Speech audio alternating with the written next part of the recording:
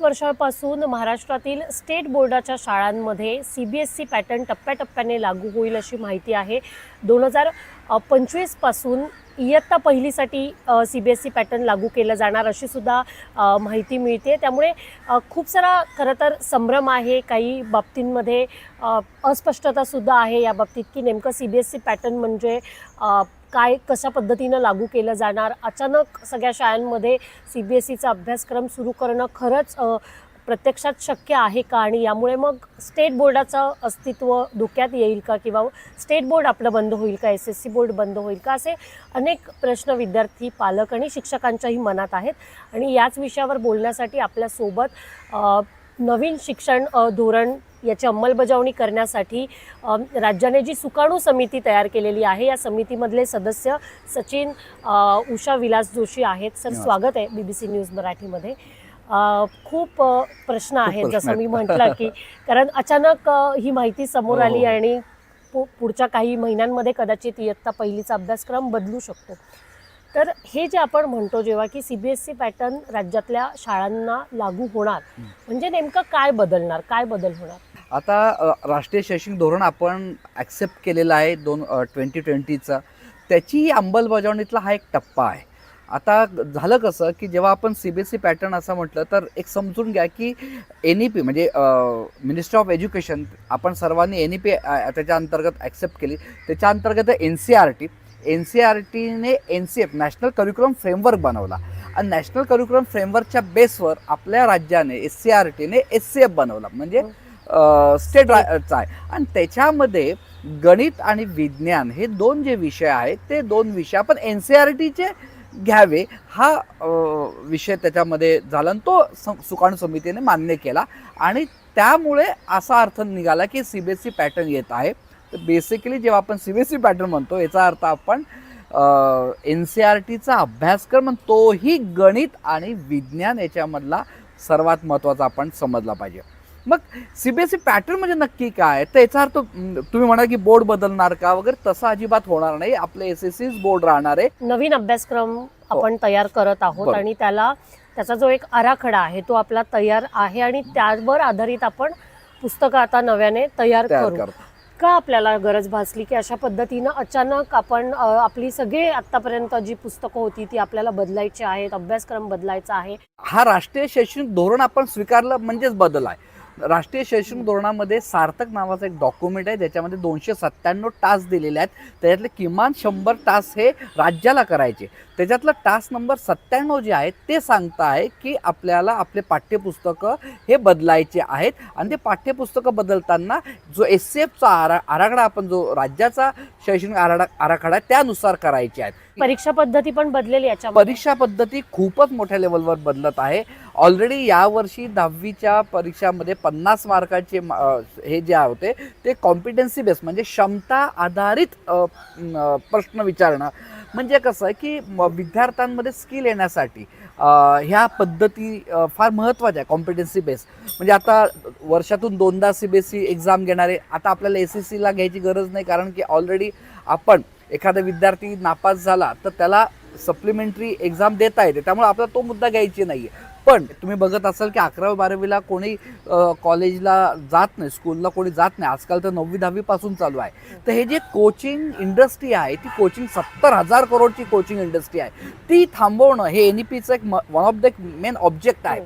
तर त्याच्यामध्ये आज सांगितलं आहे की बाबा तुमची 70% उपस्थिती असणं आवश्यक आहे, नाही तर तुम्हाला NIOSचा फॉर्म म्हणजे नॅशनल ओपन स्कूलिंग जे आहे तिथं तुम्हाला भरावं लागेल.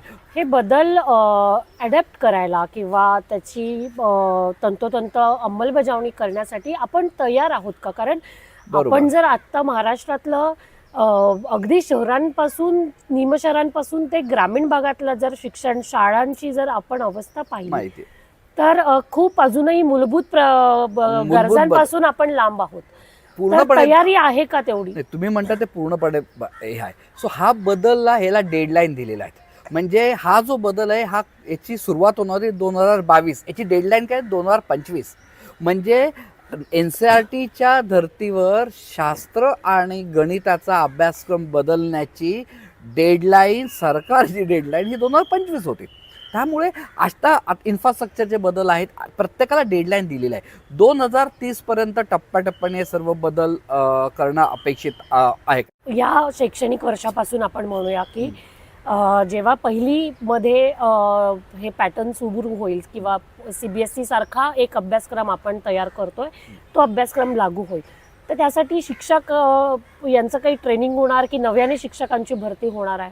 नव्याने शिक्षकांची भरती होईल की नाही मला माहीत नाही, कारण की तो माझ्या याच्यातला पोर्टफोलिओतला विषय नाही, पण ट्रेनिंग तर नक्कीच होणार आहेत. NCFने आणि SCFमध्ये दोघांच्याही डॉक्युमेंटमध्ये लिहिलेलं आहे की प्रत्येक शिक्षकाला त्याच्या विषयासंदर्भात 50 तासाचं ट्रेनिंग ऑनलाईन आणि ऑफलाईन दोन्ही हे करणं अपेक्षित आहे. केंद्रामध्ये जो अभ्यासक्रम तयार झालेला आहे, तो अभ्यासक्रम जेव्हा आपण राज्यामध्ये त्याच्या धर्तीवर जरी आपण अभ्यासक्रम तयार करत असू, तर ते जसं तुम्ही म्हटलात की गणित आणि विज्ञान यासाठी ठीक आहे, पण सगळ्यात जास्त कन्सर्न जो व्यक्त केला जातोय तो इतिहास, भूगोल आणि मराठी भाषा या विषयासाठी खूप केला चांगला जातो. प्रश्न आहे. तर कशा पद्धतीनं आपण हे बदल करणार आहोत? कारण बरोबर. मग इतिहासातले इथले संदर्भ घेणार का, किंवा भूगोलाविषयीची जी माहिती राज्याच्या अभ्यासक्रमात आहे ती CBSE मध्ये अर्थात त्यांच्या पुस्तकांमध्ये तितकीशी तुलनेने कदाचित नाहीये. कमी असावी. त्याच्यामुळे याबद्दल आपण काय समितीने विचार केला? याच्यामध्ये इतिहास आणि भूगोल आपला जो राज्याचा बालभारतीने जो पुस्तकं बनवलेले आहेत मराठीचे आहेत तेच ठेवणार आहेत, फक्त उलट ते अपडेट होणार आहे. म्हणजे SCF मध्ये जे सांगितलेले आहेत ते सर्व उद्दिष्ट त्याच्यामध्ये टाकून अजून, म्हणजे उदाहरणार्थ छत्रपती शिवाजी महाराजांचा इतिहास हा इयत्ता 4थीमध्येच आहे, पण तो 4थीत तो तसाच ठेवायचा आहे, पूर्ण पुस्तक तसंच ठेवून इयत्ता 1ली ते 10वी छत्रपती शिवाजी महाराज असेल, डॉक्टर बाबासाहेब आंबेडकर असतील, महात्मा फुले असतील यांच्या घटनांचे गोष्टी घेऊन विद्यार्थ्यांमध्ये प्रॉब्लेम सॉल्व्हिंग स्किल्स कसे निर्माण करता येईल या अनुषंगाने सुद्धा विचार होतो आहे, अपडेट केले जात आहे. भूगोल पण तसेच असणार आहेत. जर CBSE आपण लागू करत आहोत, तर मग SSC बोर्ड किंवा आपलं जे HSC राज्य शिक्षण मंडळ आहे ते बंद होणार का, किंवा ते संपुष्टात येईल का, आणि नवीन काही मंडळ तयार होणार आहे का शिक्षणासाठी? मुळीच तसं नाही आहे. आपण SSC बोर्ड, पुन्हा ते सांगतोय, SSC बोर्ड आपण अपडेट करत आहोत. CBSE बोर्ड काही चालू करत नाही, कारण CBSE बोर्ड चालू करण्यासाठी CBSEचं ॲफिलिएशन म्हणजे सरकारी शाळेमध्ये सुद्धा CBSEचं ॲफिलिएशन चालू करणारे इतके नॉर्म्स आहे की ते सहजासहजी मिळत नाही. आपण अप्रोच घेत आहोत, अभ्यासक्रम घेत आहोत, शिकवण्याच्या पद्धती, मूल्यांकनाच्या पद्धती त्या घेत आहोत. ते पण CBSEने कुठून घेतलं? ते NCERTतून घेतले, NCF मधनं घेतले, जे आपल्या SCERTच्या माध्यमातून जे जवळजवळ 28हून अधिक कमिटीज आहेत आपल्या SCERTच्या सुद्धा, ते सर्व अभ्यासक्रम पाठ्यपुस्तकं बनवत आहेत, तेच हे करत आहेत. आपण बदलत नाही. आता कधीपासून एक्झॅक्टली हे इम्प्लिमेंटेशन, अंमलबजावणी याची प्रत्यक्षात होईल? टप्प्याटप्प्याने चालू आहे. आता इयत्ता 1ली या जूनपासून अभ्यासक्रम बदलणार आहे. कुठल्याही परिस्थितीमध्ये 2030 पर्यंत करणं म्हणजे डेडलाईनच आहे. म्हणजे 2030 पर्यंत तुम्हाला 10वी 12वी पर्यंत हे आणणंच आहे. शिक्षकांमध्ये याबाबत खूप सारा संभ्रम आहे, तर शिक्षकांना आपण विश्वासात घेतलंय का हे सगळं करत असताना? शिक्षका हे सगळं कोणासाठी, कोण करणार? करतोय आपण विद्यार्थ्यांसाठी, आणि राबवणार आहेत आपले सर्व महाराष्ट्रातले टीचर्स, मग ते खाजगी असो किंवा सरकारी असो, त्याच्यातही बरेच किंवा अंश हे असो. तर तो मुद्दा म्हणजे टीचर्सला तर विश्वासात घेतलंच पाहिजे, त्यांना काम करायचं आहे, पण याला चॉईस पण नाही ना. आपण राष्ट्रीय शैक्षणिक धोरण मान्य केलेलं आहे ना, आणि 35 वर्षानंतर येणार आहे हा प्रश्न पुढच्या 20-25 वर्षाचा आहे ना. किती वर्ष आपण घोका आणि ओकाई शिक्षण पद्धती ठेवणार आहे? केव्हा तरी बदल केला पाहिजे. समस्या आहे म्हणून बदलच नाही करायचे असं नाही चालणार ना. सुरुवात तर कुठेतरी आपण केली पाहिजे.